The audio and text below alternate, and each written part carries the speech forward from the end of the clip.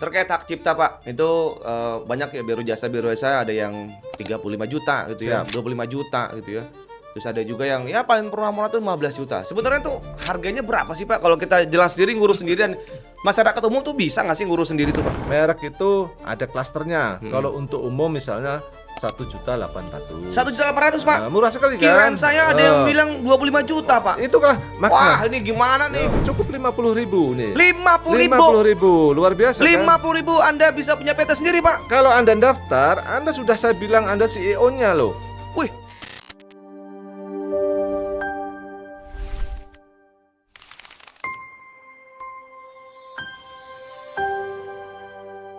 Wah, ini saya mau bahas tentang hukum bisnis nih.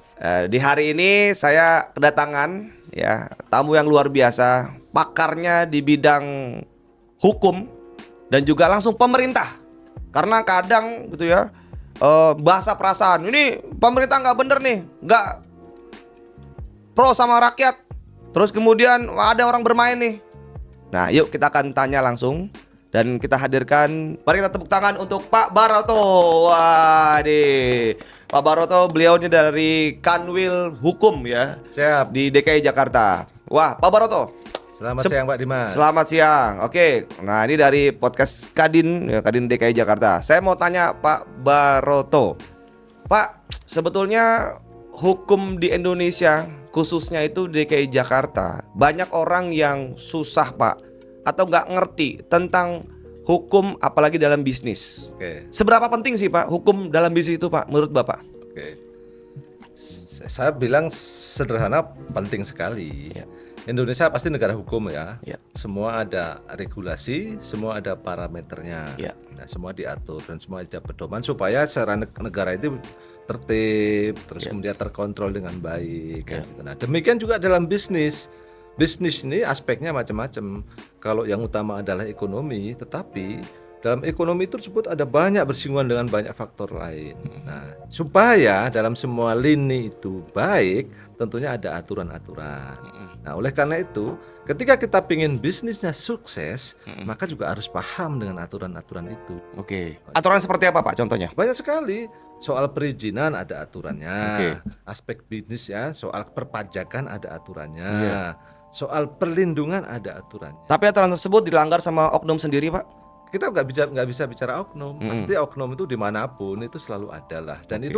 itu bagian dari tantangan kita. Tapi secara umum bahwa negara itu punya kewajiban untuk mengedukasi masyarakat, terus kemudian memberikan kepastian, kemudian yang pasti untuk memberikan perlindungan. Oh, memberikan perlindungan. Wah, ini keren banget. Kalau memberikan perlindungan contohnya seperti apa Pak? Kadang kalau mengetahui gini, bisnis itu katanya harus pakai PT. Oke. Sebenarnya nggak pakai PT bisa nggak sih Pak bisnis itu? Oh, bisa sekali, bisa. Tapi justru dengan PT ini lagi-lagi memberikan perlindungan. Kalau orang berusaha sendiri tanpa, misalnya kan usaha itu macam-macam bentuknya. Dalam paling yang sederhana, misalnya perusahaan perseorangan. Ketika perusahaan perseorangan itu tidak ada pemisahan antara aset pribadi dan aset perusahaan. Itu yang sering terjadi menimbulkan persoalan kompleks. Oke. Ketika misalnya pilot, ketika misalnya rugi dan lain sebagainya. Harta pribadi pemilik perusahaan terancam. Oke. Oleh karena ada pilihan-pilihan. Menjadi CV, menjadi perseroan terbatas. Nah, tadi disampaikan bagaimana dengan perseroan terbatas ya? Sangat clear. Perseroan terbatas itu sangat memberikan perlindungan. Di situ bagaimana pertanggungjawaban perseroan terbatas itu harta dibagi menjadi jumlah zero itu saham. Saham, Nah, oke. itulah pertanggungjawabannya. Jadi dia sejauh mana seseorang bertanggung jawab terhadap perseroan atau PT atau perusahaan itu ya sejauh kepemilikan sahamnya. Oke. Jadi itu yang terjadi. Jadi dia tidak akan, Anda misalnya menanam saham tidak akan terancam Anda harta pribadi Anda akan terkuras misalnya suatu ketika perusahaan tadi rugi atau hutang. Nah, Anda nggak usah berpikir itu. Anda bertanggung jawab sejumlah yang Anda punya, sejumlah saham yang Anda punya. Itulah perseroan terbatas. Pak, tapi kalau punya PT Pak, itu dekat dengan pajak. Gue males kena pajak nih. Itu gimana Pak? Mindset merubah manusia atau masyarakat Indonesia ini khususnya DKI Jakarta. Katanya kalau nanti kalau PT wah dikejar-kejar sama pajak. Terus kemudian ya udahlah pakai pribadi aja. Nah, bagaimana sih untuk antisipasi kita sebagai pemilik bisnis ini, Pak? khususnya DKI Jakarta, supaya kita aman dan bisa fokus untuk bisnis, Pak? Oke, yang pertama begini. Pertama, pajak itu kewajiban. Kan hak memang itu negara melalui pajak ya. Orang yang menikmati pelayanan pemerintah itu ya harus terkena pajak dan itu kontribusi bagi negara kan. Apapun itu. Nah, bagaimana dengan perseroan terbatas terus kemudian ancaman membayar pajak? Justru tidak demikian. Karena dengan ada pajak yang baik, pemerintah akan meningkatkan pelayanan-pelayanan di sisi yang lain kan gitu dengan pajak yang baik. Akan terdampak juga. Artinya kalau dia ada ketakutan itu ya nggak juga Mbak, masuk akal. Pajak yang baik akan kemudian dipergunakan oleh pemerintah dengan baik sehingga semua layanan baik juga, semua perlindungan dilakukan sehingga iklim bisnis baik kan gitu dan akan kembali ke perusahaan tadi sehingga dia akan berusaha dengan sebaik mungkin. Itu salah satunya. Dan yang lain, aspek yang lain, dia mempunyai perlindungan sudah pasti dengan pembayaran pajak yang baik, ada kontrol yang baik dan itu akan update setiap tahunnya saja sudah pasti kan. Nah, kan ini menjadi kontrol perusahaan secara internal maupun dalam konteks negara ada kontrol yang jelas juga. Jadi tidak ini yang harus diluruskan ke masyarakat. Luruskan ke masyarakat. Pak, sebenarnya manfaatnya kita PT tadi kan untuk supaya kita bisa terbebas ketika ada masalah nantinya. Jadi nggak masuk ke internal pribadi gitu ya Pak. Tapi Pak, kalau bikin PT itu sebenarnya berapa sih Pak? Ada yang minta 20 juta gitu ya. Kemudian ada yang minta 15 juta. Sebenarnya kalau bikin PT itu berapa ya biayanya? Kemudian CP itu berapa sih sebenarnya? Resminya negara ya. Nah, sehingga kita bisa tahu oh ternyata PT itu sekian distribusi ke negaranya. Oh, ada yang memang jasanya, aktenya. Itu berapa Pak? Jadi banyak orang biar tahu itu Pak. Ini tentunya sangat terbuka. Sangat mudah diakses di website juga sangat gampang. Sudah ada ketetapan namanya PNBP. PNBP itu berapa Pak? Website-nya website apa Pak? Ada di AHU ada. Oh di AHU, Di Dijen AHU Kementerian Hukum kan gitu loh. Di situ ada jelas layanan itu ada perseroan terbatas, ada yayasan dan lain sebagainya. Nah, itu PNBP-nya sudah jelas Pak. Jadi itu satu positifnya. Kemudian itu semua by online. Semua sudah bisa diakses online, pemohon bisa mengecek sejauh mana perkembangannya. Jadi kalau kemudian ketidakpastian sekarang pemerintah sudah luar biasa perubahannya. Berarti intinya lengkap ya di website tersebut di AHU segala macam. Nah, tapi terbaik lagi Pak, kalau misalkan kita nah ini kan ada bedanya haki, paten sama merek. Wah, ini teman-teman banyak yang nggak tahu nih haki apa sih, merek apa sih, paten tuh apa sih, dan biayanya berapa sih Pak sebetulnya? Siap. Jadi pertama begini, ini memang harus juga ini ternyata kita harus selalu lakukan, pemerintah harus melakukan simultan. Saya bicara agak sedikit ke belakang sedikit ya. Di tengah kondisi Indonesia ini. Kenapa harus kita lakukan? Karena bicara KI Indonesia itu potensinya luar biasa Pak. Sekarang ini negara-negara maju, negara-negara tidak hanya mengandalkan sumber daya alamnya, tetapi kekayaan intelektual. Di dunia inovasi, dunia kreativitas luar biasa sekarang, dan orang negara yang maju yang harus siap dengan itu. Nah, mungkin kami ambil contoh Jepang, Korea dan lain sebagainya. Dan Indonesia punya potensi itu. Tapi perlindungan kemudian dengan kesadaran masyarakat ini yang harus selalu dibangun. Itulah yang kemudian menyentuh kekayaan intelektual. Nah, apa itu kekayaan intelektual? Kekayaan intelektual yang intinya memberikan perlindungan, penghargaan terhadap baik secara moral maupun secara hukum terhadap nilai-nilai karya seseorang. Jadi intelektual seseorang itu dihargai. Nah, intelektual seseorang itu macam-macam bentuknya Pak Dimas, bentuknya. Makanya ada yang tadi sebutkan tadi, masyarakat memang harus paham antara paten, cipta, desain industri, macam-macam itu. Ada indikasi geografis, kan, ada sirkuit terpadu. Nah, ini bentuk-bentuk dari kekayaan intelektual. Jadi beda-beda. Saya contohkan begini. Kalau hak paten itu kekayaan intelektual yang biasanya basisnya adalah ada teknologi di situ, ada kebaruan teknologi di situ. Jadi misalnya Mas Dimas punya menciptakan mesin, ya tuh ada kebaruan teknologi di situ. Kebaruan teknologi itu dihargai, Anda bisa jual kan gitu. Nah, itu teknologi. itu paten. Paten. Nah, kemudian ada hak cipta. Hak cipta itu bisa karya cipta seseorang, bisa lagu, bisa menulis. Oke. Nah, itu yang Anda menciptakan. Ini lagi hype juga nih soal karya cipta kan lagu kan gitulah. Karena memang butuh penghargaan, nggak gampang loh menciptakan lagu itu satu. Yang kedua ternyata hasil ciptaan ini punya nilai. Kan bagaimana itu lagu terkenal kan gitu loh. Nah, itulah yang kita bahas. Terus kemudian ada juga yang desain industri misalnya. Desain industri, oke. Macam-macam. Desain industri itu ada yang desain-desain bentuk-bentuk tertentu yang kemudian banyak. Misalnya ternyata bagus, ternyata punya fungsi yang baik. Nah, ini harus dilindungi orang menciptakan seperti itu. Oh. Nah, itu. Nah, ini adalah jenis-jenisnya kekayaan intelektual. Jadi, kalau bicara kekayaan intelektual memang harus paham jenisnya. Oke. Jadi ada paten, hak cipta, ada Merek. Nah, merek itu apa, Pak? Nah, merek itu biasanya komponen yang berupa satuan kata yang menjadi pembeda. Jadi misalnya kalau saya punya logo, itu apa? Termasuk salah satunya ada di situ. Jadi sebagai salah satu kesatuan ada di situ. Paduan warna juga. Oh. Nah, itu yang menciptakan. Jadi kan ada ya meskipun cuma garis ya, tapi ada kekhususan, ada warna yang tertentu, ada ukuran tertentu. Nah, itu ada di situ. Oke. Terkait hak cipta, Pak, itu banyak ya biro jasa ada yang 35 juta gitu ya, 25 juta gitu ya.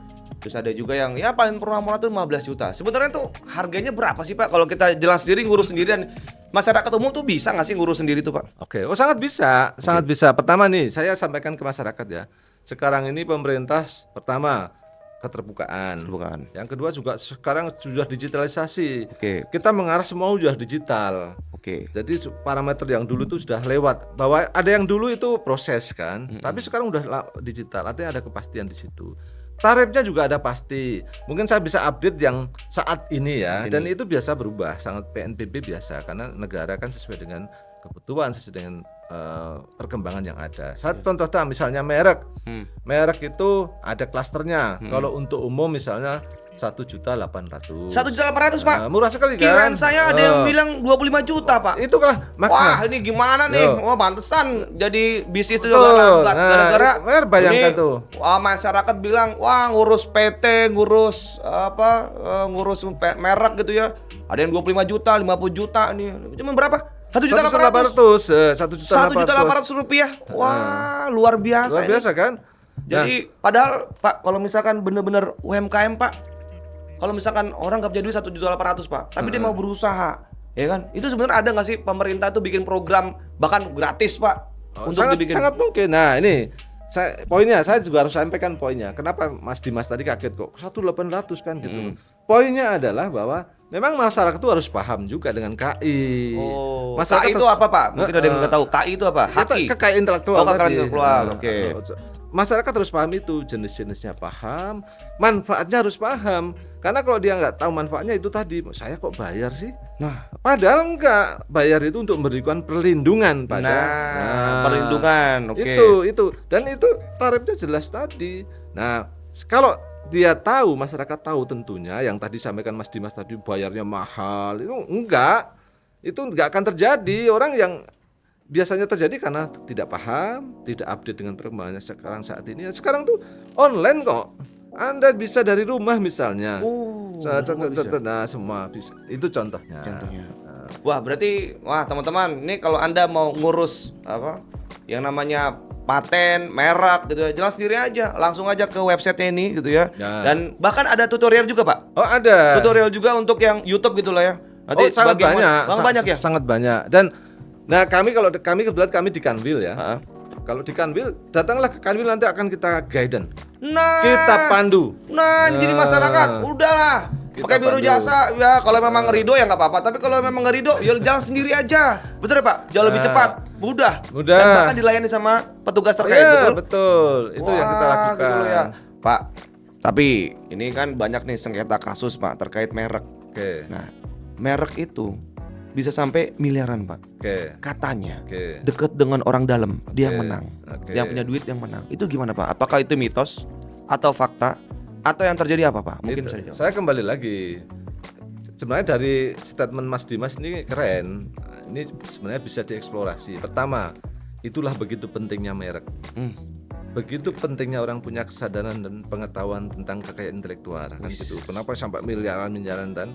Ya, karena setelah dia tidak punya kesadaran, setelah ada celah hukum atau persoalan hukum, dampaknya kan miliaran akhirnya. Kan saya sudah berusaha, usaha saya sudah sukses, keren. Tiba-tiba merek saya ini dipakai orang misalnya atau diklaim orang. Loh, akhirnya bela-belain saya MM-an akan keluar kan, padahal itu kelemahan saya. Nah itu contohnya kan gitu. Ini sebenarnya itu bukti lah. Ini bukti bahwa kekayaan intelektual sangat penting kan, gitu loh. Nah terus bagaimana kalau saya bilang tadi, sebenarnya masing-masing ini ada rezimnya.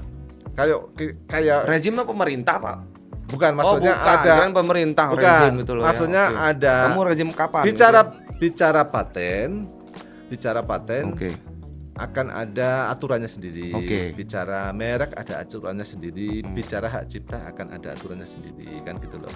Kalau merek tadi misalnya siapa yang mendaftar pertama itulah yang paling berhak kan misalnya gitu. Yakin, Pak? Oh, iya. Pada kenyataannya kadang-kadang diserobot juga, Pak. Apaan gitu loh ya. Kita ada istilah yang mungkin masyarakat juga udah sangat familiar, first to file. Apa tuh artinya, Jadi Pak? intinya yang pertama kali yang mendokumentasikan disitulah kan gitu loh. Itu yang akan dicatat. Dan di mana bisa dia membuktikan yang pertama itulah yang paling berhak. Oh, yang berhak untuk dilindungi Iya, patennya. Betul. Oh, Bukan dilindungi paten. mereknya. Mereknya. Mereknya, sorry. Dilindungi mereknya gitu ya, bahwa lo yang daftar duluan, makanya nah, masyarakat harus segera udahlah melek yang namanya merek Betul. gitu loh. Dari sekarang pokoknya mereknya apa? Semoga awet gitu ya. Langsung aja. Kadang-kadang semoga awet. itu tadi Mas Dimas, Oke. kita ini orang bisnis tuh pengennya untung terus kan dari awal, tapi kan yang gini-gini nggak terlalu perhatian. Saya yakin bisa, cuman kurang perhatian sehingga mereka berhitung banget, wah ngapain bayar. Ketika dia usahanya udah keren maju, ada kasus begini dan banyak Pak, merek sejenis itu sama banyak, itu berpotensi itu banyak kan gitu loh. Oke. Nah, Wah, kira-kira makanya ya kita harus benar-benar melek banget ya terkait masalah ya perhukum-hukuman. Nah, kalau daripada sulit dihukum gitu ya, makanya kita belajar hukum dulu gitu loh karena penting banget. Iya. Nah, sebetulnya gini, kalau secara UMKM dan yang besar, kita dari DKI Jakarta ini kan banyak yang ada usahanya papan atas, papan tengah, papan bawah, sampai nggak punya papan. Nah, artinya apa? Bawah banget gitu ya. Nah, bagaimana kalau yang masih kecil-kecil, yang di bawah kecil itu tuh langkahnya apa, Pak? Apalagi kalau teman-teman yang belum mungkin jadi masuk di Kadin gitu ya, Pak. Nah, supaya aman, terus kemudian ya dilindungi sama negara dan negara hadir ketika ada masalah, apa sih yang harus dilakukan, Pak? Pertama begini, pasti yang pemegang TUSI yang bertanggung jawab terhadap UMKM itu sudah banyak program, Pak. Karena kalau kami kan banyak karena di hukum ya. Nah, kami sudah punya partner di Pemda. Di sana di Pemda Jakarta ini, Pemprov Jakarta itu punya Jackspreneurs. Jackspreneur. Terus kemudian mereka membina UMKM, ya kan dinas-dinas itu sudah membina UMKM itu. Nah, apa yang harus dilakukan? UMKM ternyata mereka itu tadi menumbuhkan kesadaran bahwa usaha mereka punya legalitas. Punya legalitas. Dari sisi usahanya dulu, dia harus punya sisi legalitas. Nah, kan semakin besar usahanya, dia harus punya legalitas, punya perlindungan. Macam-macam pilihannya tadi. Kita bicara bentuknya dulu ya sebelum bicara KI. Kan nanti ketika usahanya besar, oh saya butuh partner, bisa membentuk CV. Kemudian lebih besar lagi, bisa membentuk perseroan terbatas. Itu harus dipikirkan kan gitu loh, supaya tadi ada pemisahan yang jelas. Nah, ada lagi yang mekanisme yang lebih keren juga nih, Mas Dimas. Sekarang kita ini pemerintah mengeluarkan entitas baru. Namanya perseroan perseorangan. Nah, artinya apa nih? Nah, ini mungkin update terkini nih. Keren kan? Apa tuh? Nah, intinya prinsip dasarnya samalah, bahwa perseroan perseorangan dengan sudah mendaftar perseroan perseorangan, maka dia punya status badan hukum. Artinya kalau sudah menjadi badan hukum, dia sudah menjadi entitas sendiri dan ada pemisahan harta kekayaan.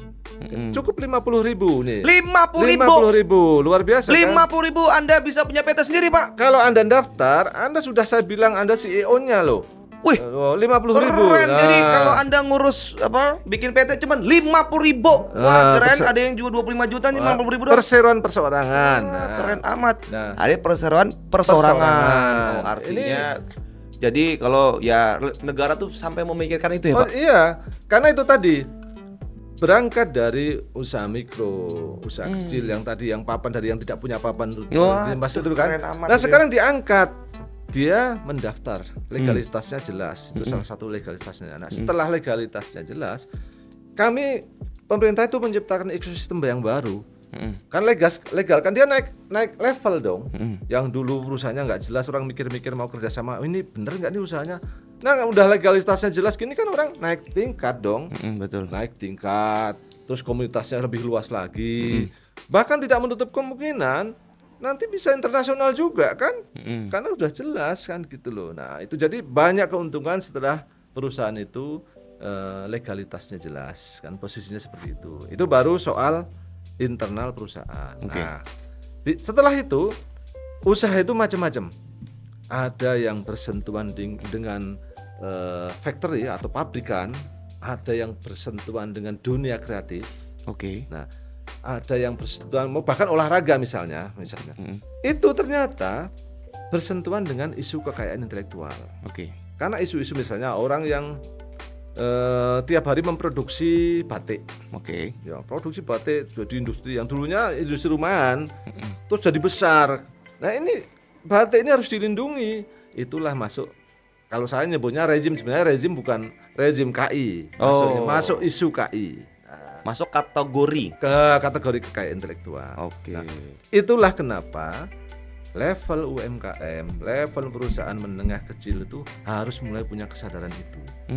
Jadi usaha yang semakin besar dan setelah, nah ini lebih keren lagi kan, dia sudah sadar kekayaan intelektualnya oke.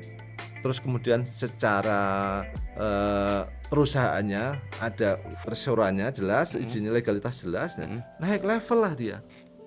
Banyak platform-platform itu yang mensyaratkan itu misalnya. Mungkin sekarang, nah kita di Kanwil sekarang juga berupaya untuk itu. Kami akan membantu mempertemukan yang sudah jelas tadi dengan komunitas yang lebih besar lagi. Yang misalnya dulu jual kopi keliling di warung biasa. Oke. Lama-lama kan kopi itu khas. Oke. Dia bisa bikin branded sendiri. Oh, oke. Merek sendiri kan. Merek sendiri karena tradisional dia akan berkutat di situ saja. Sebenarnya kalau dia punya merek sendiri bisa daftarkan mereknya, perluas. Nah, nanti kita pertemukan dengan kayak kami sebut mungkin business matching lah. Business matching. Oke. Ya, disitulah ketemu komunitas yang lebih besar.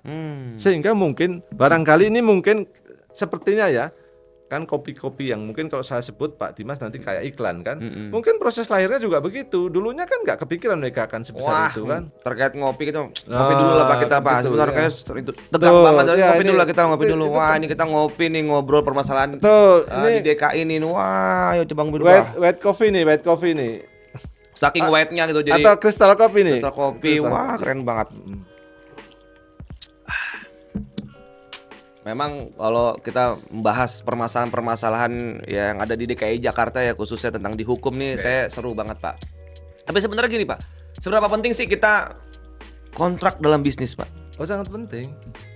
Seperti apa Pak? Sangat Penjelasannya, penting. Pak? Itu kembali lagi ke proses perjalanan tadi yang sering saya sampaikan. Orang itu butuh kepastian. Oke, Orang butuh perlindungan. oke. Kan gitu, orang butuh kepastian, orang butuh perlindungan. Dan lembaga ini juga kadang-kadang berhubungan dengan lembaga yang lainnya, yang semua punya standar. Oke. Posisi inilah yang kemudian seseorang itu harus dengan perlindungan hukum. Oke. Nah, salah satu ujungnya adalah melalui kontraktual tadi, sehingga para pihak dalam posisi yang sama, pengetahuan yang sama, tahu juga tanggung jawabnya.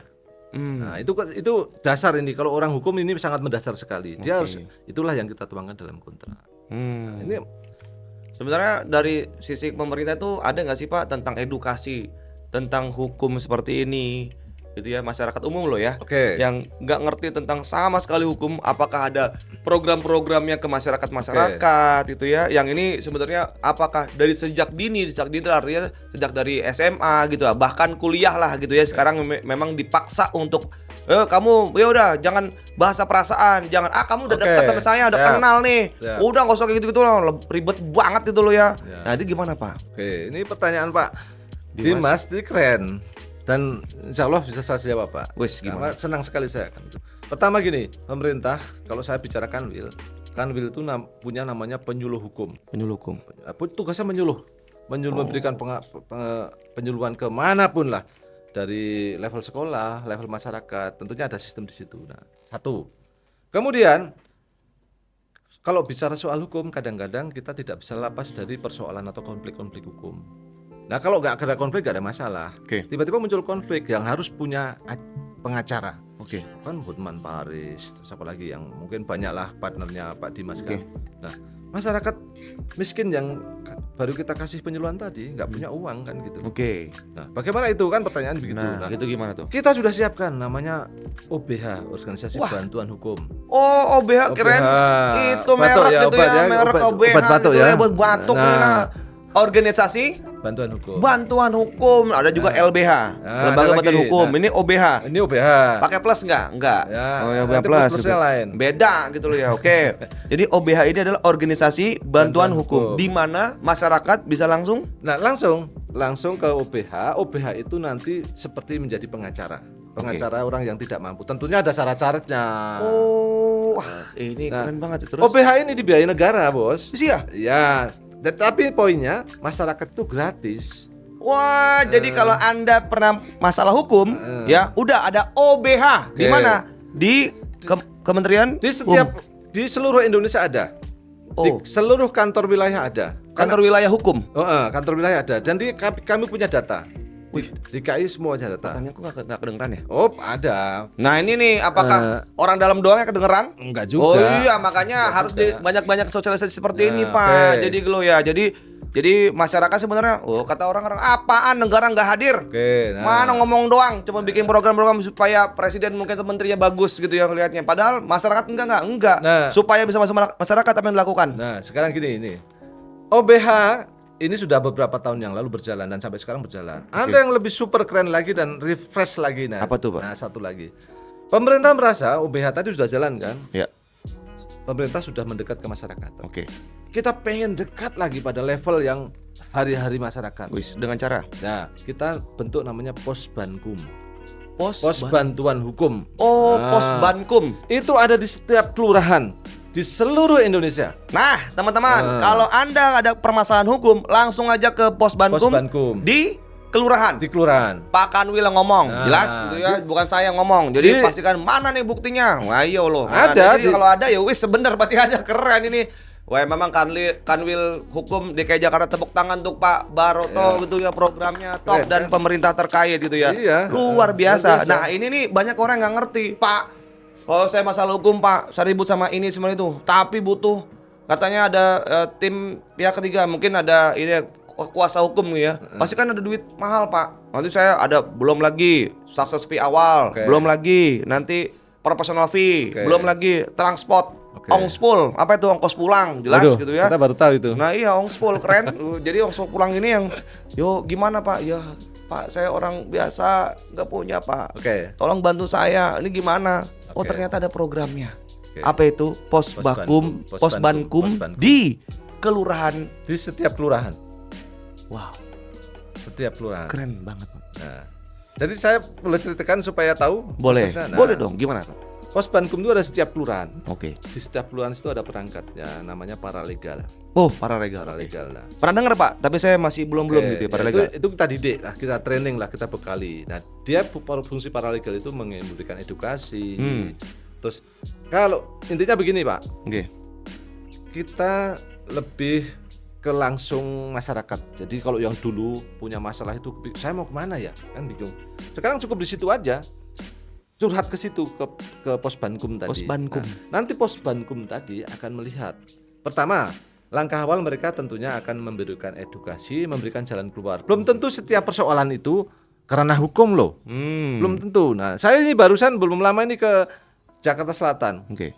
Dia senang sekali dengan Posbankum ini karena dulu sebelum ada Posbankum itu urusan orang buang sampah aja itu diaduin ke wali kota. Oke. Urusan tetangganya pelihara kambing yang bau atau itu diaduin ke sana. Nah, ini enggak sekarang. ada Posbankum. Posbankum bisa mengedukasi, memberikan jalan tengah, Oke. memberikan solusi seperti apa yang dikomunikasikan. Nah, itu ya. Nah, kalau ternyata dalam proses itu ternyata perlu litigasi atau perlu ke pengadilan, itulah yang kemudian Posbankum tadi akan mengarahkan. Silahkan Anda ke OBH tadi. Oh, OPH tadi. OBH tadi yang sudah dibentuk di ya banyaklah di Jakarta ini sudah banyak. Organisasi Bantuan Bantuan Hukum, Hukum. namanya OBH, ya, OBH. jangan sampai salah gitu ya. Oke. Jangan O-nya jangan hilang, Pak. Bahaya Ya. nanti. Oh, aduh, ya, Iya, ya. gitu loh. Yuk. Nah. Jadi Hafal OBH. sekali, Iya, siap. bahaya apalagi bawa bapak gitu kalau malam Jumatan. Oh Oke, gitu, terus. siap. Nah, terus kemudian artinya gini. Pak, kalau saya nggak punya duit, ya kan, saya baru dengar nih dan saya baru tahu nih. Oke. Artinya Posbankum, Pos Bantuan Hukum, Oke. yang dimana masyarakat bisa langsung tanya ke kelurahan. Siap. Misalkan tetap aja masih nggak dibantuin. Nah, pertanyaannya, ongspulnya duitnya dari mana, Pak? Petugas Posbankum itu, apakah dari kelurahan sendiri atau memang dari Kementerian Hukum yang tinggal di situ atau memang kerjasama dengan lawyer, saudara kita ada lawyer, Oke, yang oke. dimana dia akan mendapatkan apresiasi lah dari pemerintah terus. Seperti apa, Pak? Oke. Jadi Oke. OBH tadi dibiayai negara setiap tahun. Jutaan besar juga. Dan komponen pembiayaan mungkin saya harus cek kan ada listnya ya. Pembiayaan itu ada untuk konsultasi, Oke. untuk pemberdayaan, Oke. ada ongkosnya ini. Jadi Oh. udah dihitung. Terus kemudian termasuk untuk ke pengadilan, untuk penyelidikan gitu-gitu udah ada listnya. Jadi setiap OBH sudah pasti ada dananya. Pasti ada dananya. Jadi kalau dia ada seorang yang tadi mengadu dan membutuhkan bantuan, Iya. sudah pasti ada dananya. Oke. Sampai sejauh ini bahkan kami sampai akhir tahun ini nggak terserap juga kadang-kadang, nggak habis juga. Karena nggak ada informasinya, Pak. Ya, Apaan ke masyarakat kita nggak ada informasinya nih, orang dalam semua yang tahu gitu loh ya. Mana nih Ya. media sosialnya? Halo gitu ya. Media sosial hukum, ayo tingkatkan. Apalagi di DKI Jakarta. Ah. Wah, gitu loh. Kita bisa saya collab, Pak. termasuk butuh ya, Ayo dong. kayak Mas Dimas ini perlu menyampaikan juga, menyambungkan juga. Ayo, jadi saya Jangan suudzon terus. Iya, ini saya kan katanya gitu kan. Saya inisiatif. Ayo, saya bantu. Siap. Nah, Gitu. gitu. Jadi se-Indonesia Raya khususnya di DKI Jakarta, Oke, saya siap siap. untuk bantuin ke Siap. lapangan. Wah, karena saya kebetulan, Pak, ngurusin pelayanan publik, Oke. Pak. Jadi Menpan RB saya bantuin segala macam Wah, gitu keren, ya. keren. Untuk yang layanan publik kalau dipersulit, nah oknum, dipersulit sama oknum, saya siap gaspol remblong gitu Siap. ya. Untuk bantuin ke masyarakat supaya masyarakat dilayani oleh pemerintah. Wah, top Marco Top Jos, Mantap, Marco Jos, jelas mantap. gitu ya. Siap. Oke, Pak, kira-kira apa lagi, Pak? Saya mau tanya program yang ada di hukum ini, Pak. Kementerian Hukum dan DKI Oke. Jakarta khususnya. Itu apa aja, Pak? 1, 2, 3-nya. Yang unggulan, Pak. Unggulan ya. Ya. Unggulan yang saat ini kan setiap tahun kadang-kadang ganti tema. Bukan ganti tema, sesuai prioritas kan. Oke. Nah, Sidikanwil saat ini salah satu yang ini menjadi salah satu prioritas adalah kita ini pengen mempertemukan tadi karena ini bicara KI ya, Ya. komunitas kekayaan intelektual dengan komunitas ekonomi. Tadi saya sampaikan, kita ini mensosialisasikan, kemudian kita ini mendorong supaya orang mendaftarkan mereknya, Oke. mendaftarkan patennya, kan. Tapi kita sudah naik tingkat nih sekarang. Ini kita tetap lakukan karena potensi di Jakarta itu Mas Dimas luar biasa. Masyarakat tuh banyak potensi seperti itu. Tapi kalau kita udah nggak jemput bola kadang-kadang, nah kita harus jemput bola. Nah, Jangan sujon sama pemerintah gitu loh. Udah sebut betul. jodoh. Terus Terus kita udah mulai memikirkan yang sudah mendaftar tadi, kita tidak lepas begitu saja. Kita harus pertemukan dengan komunitas ekonomi yang lebih luas lagi. apa tuh contohnya, Pak? Contohnya begini. Nah, misalnya tadi ada UMKM kan ya. Ini saya berangkat dari KI dulu. KI. Kami itu menggali KI, mencari data KI. Kami punya namanya sentra KI. Sentra kali. Nah, jadi kita kumpulin lah. Sentra KI itu, karena sentra KI itu yang dominan adalah di kampus nih, Pak.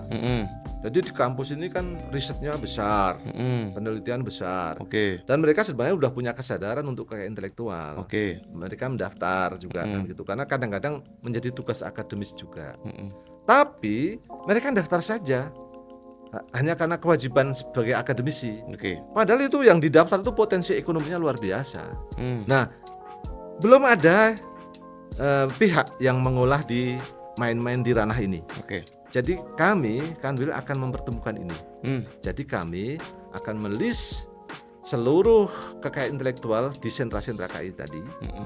Kemudian kami akan pertemukan, termasuk salah satunya kami akan berpadan dengan Kadin. Yois. Kadin kan punya data Oke. tentang perseroan, tentang perusahaan yang dari, kalau di kan ini daerah ya, ini Kadinda ya, Provinsi DKI pasti Jakarta. Nah, disitulah nanti kami akan buka etalase. Kan etalase begini, semacam apa ya? Jadi gini, kami akan buka kayak aplikasi atau apapun itu ya, dashboard. Di situ kami akan punya data produk-produk kekayaan intelektual, misalnya merek, ada desain industri, ada yang misalnya buku apa. Di sisi lain kami akan pertemuan dengan dunia usaha. Oke. Nah, dunia usaha nanti kan akan melihat, oh saya nggak perlu, kalau saya punya pabrik sabun nih, daripada saya harus nyari orang untuk bagaimana menciptakan Sabun apa dulu Pak? Colek, mandi? Ya bisa aja. Oh bisa. Chemical lah, intinya chemical Oke, lah. terus? Chemical. Saya akan lihat di display dashboard tadi. Oh ternyata ini udah ada loh yang menawarkan rumusan atau chemical tadi. Oke. Nah ketemulah gitulah dalam satu dashboard itu. Ini efeknya besar sekali nih desain kami ini. Meskipun ini baru kita rintis ya. Pertama, ini akan merubah mindset yang tadi saya sampaikan. Teman-teman kampus tadi. Yang tadinya dia memproduksi riset, Pak, mereka canggih-canggih loh Pak, Pak Dimas, Mas Dimas, ada yang menciptakan mesin apa yang canggih, tapi sudah menciptakan mesin aja, padahal itu kok punya nilai ekonomi luar biasa, karena nggak pernah dipertemukan dengan dunia industri. Nah, sekarang dengan ada itu, teman-teman kampus itu mulai berpikir, saya akan menciptakan sesuatu atau riset sesuatu. Saya akan pelajari juga kebutuhan pasar itu apa, ya kan? Sehingga saya akan menyesuaikan, sehingga hasil ciptaan saya nanti akan ketemu Pak, akan punya nilai ekonomi yang besar sekali. Nah itu kira-kira itu maknanya seperti itu. Nah yang harus kita lakukan pertama, kami menyediakan ekosistem ekonomi. Kami juga akan melakukan penguatan di sentra KI tadi. Sentra KI sementara ini di kampus-kampus ya. Jadi ada standarisasi yang kita lakukan. Kami akan pendampingan, kami akan pembinaan dan lain sebagainya. Setelah ketemu ini, tentunya kami akan angkat lagi ke level yang berikutnya. Nasional. Nah, bahkan internasional nanti kan gitu. Pasti nasional. Pasti nasional. Kalau nasional pasti. Sebenarnya tadi program. Nah, kemudian di dalam kantor wilayah sebenarnya ada kantor cabang ya, misalkan di Jakarta Timur. Nah, sebenarnya layanan yang ada di Kementerian Hukum ini tuh apa sih Pak? Oke. Jadi Kementerian Hukum kan sekarang Kementerian Hukum, kalau Pak Mas Dimas mengamati beberapa tahun yang lalu, kita ini memang ada perubahan organisasi pemerintahan kan. Yang dulu ya Kementerian Hukum HAM, sekarang menjadi Kementerian Hukum saja. Nah, HAM-nya menjadi kementerian tersendiri. Nah, terus kemudian juga dulu kita mengurusi soal imigrasi. Pemasyarakatan, sekarang sudah jadi kementerian tersendiri. Nah, yang ada di kita sekarang adalah pertama, kita ngurusi soal badan hukum. Artinya PT, CV. Nah, itu terkait dengan kita. Kita ngurusi soal kewarganegaraan. Perizinan kewarganegaraan. Terus kita ngurusin soal kekayaan intelektual, ya kan? Soal kekayaan intelektual. Kita ngurusin soal notaris. Nah, pasti kalau Mas Dimas pasti kan partnernya notaris ya, urusannya dengan kita nih. Oh, berarti orang notaris itu harus bikin PT-nya dulu dan punya legalitas dulu, atau mungkin maksudnya seperti apa sih Pak? Artinya gini, dia boleh bukan beracara ya, namanya apa? Berpraktek gitu ya.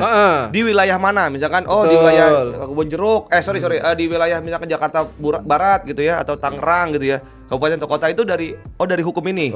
Nah, maka wilayah kerja sebutannya ya. Ada susah banget sih ngomong wilayah kerja. Susah banget ngomong dari tadi. Kalau notaris itu kan wilayah kerjanya nasional. Memang ada aturan. Pertama harus ke wilayah mana? Ada klasternya ABC. Nah, Jakarta ini ada tentunya puncak-puncaknya di Jakarta kan, kebanyakan di ibu kota kan. Nah, artinya yang sebelum di Jakarta biasanya sudah pasti akan sebelumnya ke daerah lain. Nah, itu kita yang ngatur soal notaris. Nah, ini terkait ngomong ngatur. Nah, ini kita yang ngatur. Logika tanpa logistik nggak jalan. Apa Artinya kalau tidak ada bayar uang gede nggak akan masuk ke Jakarta. Betul bener nggak sih Nggak Pak? ada begitu. Semua sudah pasti. Wah, maksudnya udah pasti gimana Ada Pak? PNBP-nya. Oh, maksudnya PNBP-nya, woi, wah, Sudah. bukan orang dalamnya, enak Sudah. aja gitu loh. Salah nih, nih banyak orang yang sudah isu-isu. pasti. Oh, Hari gini Pak Mas Dimas juga harus membantu pemerintah juga oke. bahwa kita sudah paradigma sudah beda. Pemerintah sekarang sudah luar biasa, Pak.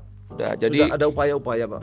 upaya. Jadi memang kalau misalkan Anda mau di Jakarta, tetap BNP-nya pasti lebih mahal.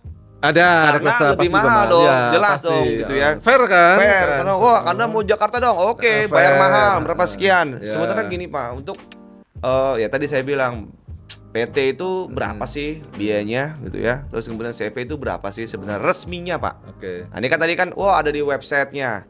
Nah ini websitenya, tolong berapa itu? Coba tanya nggak apa-apa.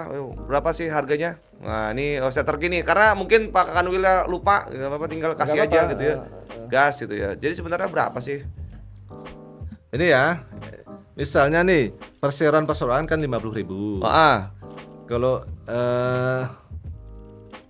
untuk jasa kok PT Jasa Notaris PNBP mulai 200.000. Nah, teman-teman, kalau Anda ngurus PT, CV, itu tuh sebenarnya PNBP resminya berapa?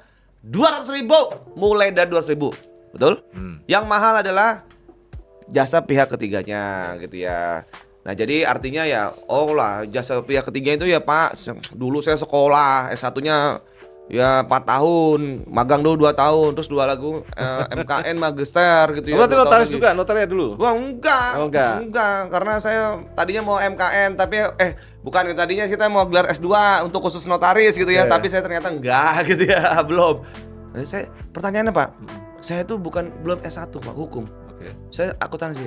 Oh luar biasa tapi Saya lulusan akuntansi. Pertanyaan apa hubungannya?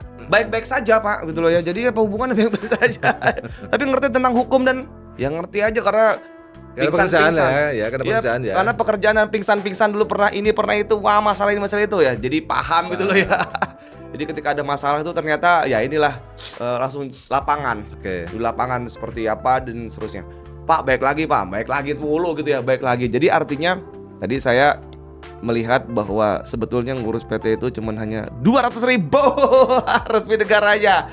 Tapi ya iya kan pasti ada jasa yang harus dibayarkan lagi gitu loh ya, jangan bisa sendiri kan nggak mungkin kalau Anda bukan profesinya, jelas.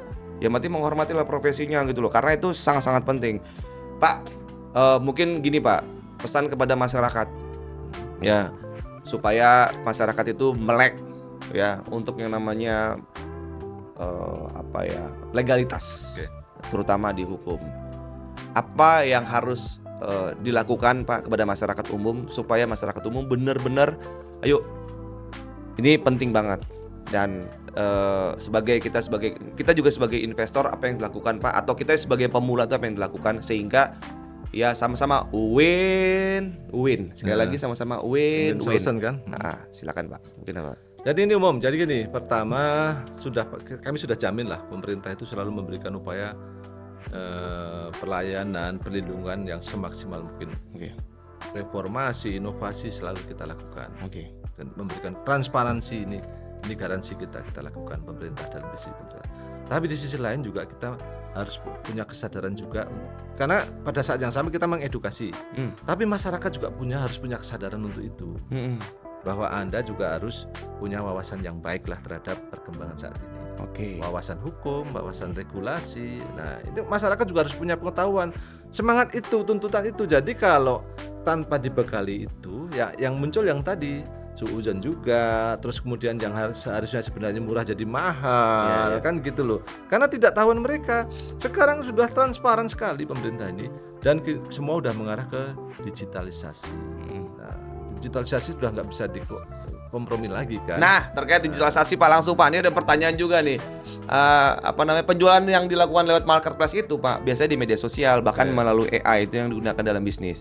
Nah, tentang hukum baru apa sih Pak yang diwaspadai Pak terkait masalah digitalisasi ini Pak? Oke. Masalah digitalisasi yang pertama bukan diwaspadai, kehati-hatian semua ya.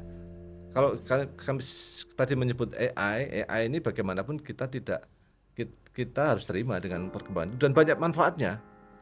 Oleh karena itu perlu kesiapan untuk itu. Kita yang harus siap. masyarakat teredukasi dengan baik manfaat AI, dan pemerintah pun sekarang sudah menyesuaikan, Pak Mas Dimas. AI ini sekarang beberapa regulasi, beberapa platform sudah mengadopsi AI. Meskipun lagi-lagi bahwa ada ukuran-ukuran tertentu yang memang harus dilakukan oleh manusia. Nah, itu yang kita lakukan. Dan ini menjadi salah satu update terbaru lah. Setidaknya AI ini menjadi isu yang selain kalau digital ini sudah kita lakukan ya. Bahkan di kita ini nanti akan membuat platform yang sekarang sudah digital masing-masing kita satukan. Nah, di Kementerian Hukum punya program itu yang nanti mudah-mudahan tahun ini bisa kita launching bersama. Meskipun itu sebenarnya sudah kita lakukan digitalisasi. Nanti akan penyempurnaan kan. Wah, luar biasa. Jadi teman-teman, nah ini kalau teman-teman mau informasi lebih lanjut, ya silakan komen di kolom komentar ya, pertanyaan-pertanyaan apa aja. Nanti akan dijawab sama tim terkait, bahkan sama Bapak gitu ya. Dengan senang hati, jawab gitu ya. Dan jangan lupa follow Instagram Kanwil ya. Kemudian follow juga Instagram dari Kadin DKI Jakarta dan bantu share ke teman-temannya karena ini sangat bermanfaat. Dan pastikan lagi teman-teman ya, follow dan subscribe YouTube dari Kadin DKI Jakarta karena banyak banget peluang-peluang informasi dan juga ya terkini update ya, sehingga teman-teman bisa jadi tahu dan bisa bermanfaat bagi keluarganya. Siap. Semoga bermanfaat. Saya Dimas Ananto dan juga Darota, saya dari kantor wilayah Kementerian Hukum Daerah Khusus Jakarta. Salam ngopi, ngobrol permasalahan DKI Jakarta bersama Kadin DKI Jakarta. Terima kasih Mas Dimas, Terima kasih. sukses selalu, Wah, luar biasa. Mantap.